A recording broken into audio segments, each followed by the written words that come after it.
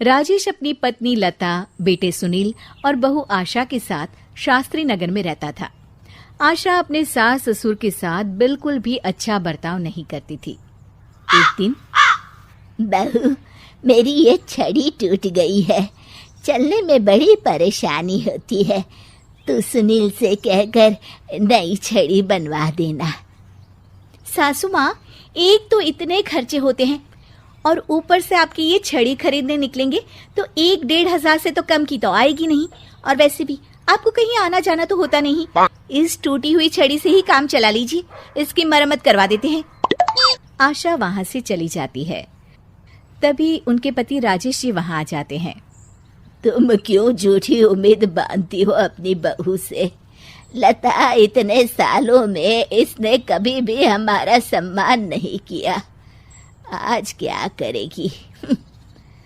तभी वहां उनका पोता रोहित आ जाता है। दादी, ये देखो मैं आपके लिए क्या लाया हूँ। क्या बेटा? आपकी पुरानी छड़ी टूट गई थी ना, तो ये मैं अपनी कमाई से आपके लिए छड़ी लेकर आया हूँ।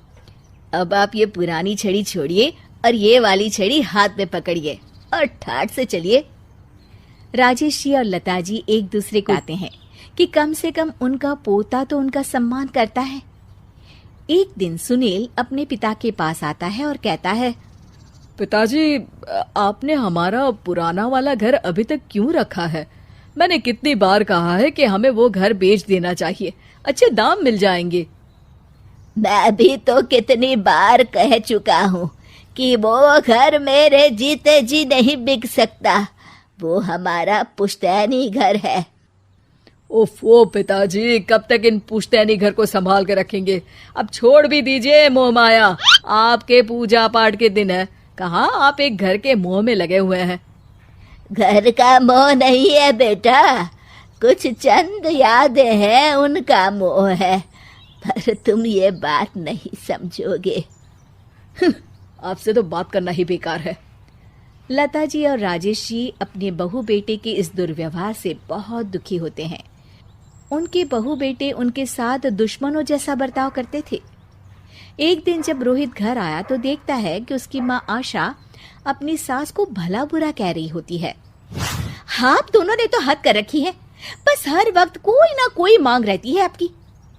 अरे बहू, मैंने तो बस इतना ही कहा कि तेरे ससुर जी को ठंडे पानी से नहाने में तकलीफ होती है, तो इनके लिए गर्म पानी कर दिया कर। अगर मेरे हाथ पांव चल रहे होते ना तो मैं ही कर देती, तुझसे ना कहती।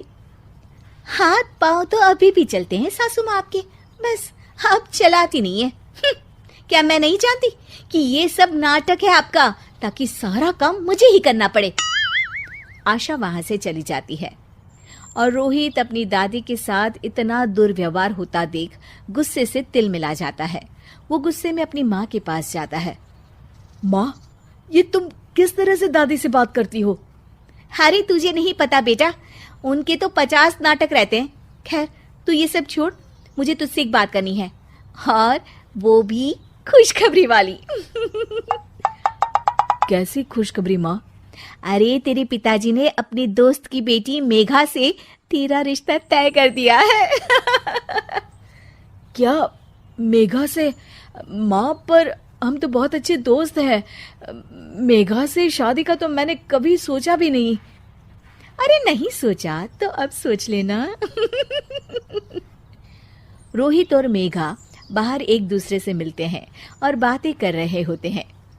मेघा, मुझे पता है कि हम दोनों की शादी होने वाली है, पर मैं तुम्हें एक बात अभी से बता देना चाहता हूँ। क्या रोहित? यही कि मेरी माँ एक अच्छी सास नहीं बनेगी, क्योंकि वो एक अच्छी बहू नहीं है। पर रोहित, आंटी को तो मैं बचपन से जानती हूँ, वो तो बहुत अच्छे स्वभाव की हैं। वो स्वभाव पता नहीं मेरे दादा दादी जी के लिए क्यों नहीं दिखता। उन्हें तो वो हर वक्त बुरा भला ही कहती रहती है। मैं चाहता हूँ कि उन्हें ये पता चले कि वो ये बहुत गलत कर रही है। मैंने कुछ सोचा है जिससे माँ सही रास्ते पर आ सकती है। मेघा, क्या तुम इसमें मेरा साथ दोगी? तुम जैसा कहोगी मैं वैसा ही करूंगी रोहित, मैं तुम्हारे साथ हूँ। मेघा और रोहित दोनों की शादी हो जाती है और मेघा अब आशा की बहू बनकर उनके घर आती है। बहू, ये देख, मैंने तेरे लिए ये हार बनवाया है। ये भी कोई हार है? मैं तो सोच रही थी कि आप मुझे डायमंड नेकलेस देंगी, पर ये क्या सस्ता सा हार पकड़ा दिया आपने मुझे। आशा को ये सुनकर गुस्सा आ जाता है। वो मेघा पर बरस पड़ती है। बहू, मैं तुम्हारी सास हूँ, मुझसे तमीज से बात किया करो, समझी? वरना अच्छा नहीं होगा। मम्मी जी, मैं भी आपकी बहू हूँ, आप भी मुझे ये धमकी मत दीजिए। मेरे पिताजी वकील हैं, अगर आपने मुझ पर कोई भी अत्याचार किया ना, बस एक ही बारी में अंदर करवा दूंगी। हाँ। मेघा रोहित की तरफ देखकर मुस्कुराती है। लता जी और रमेश जी देखते रह जाते हैं। मेघा कैसे अपनी सास को उन्हीं की भाषा में उनकी गलती का एहसास दिलाती है। जानने के लिए देखिए जैसे को तैसा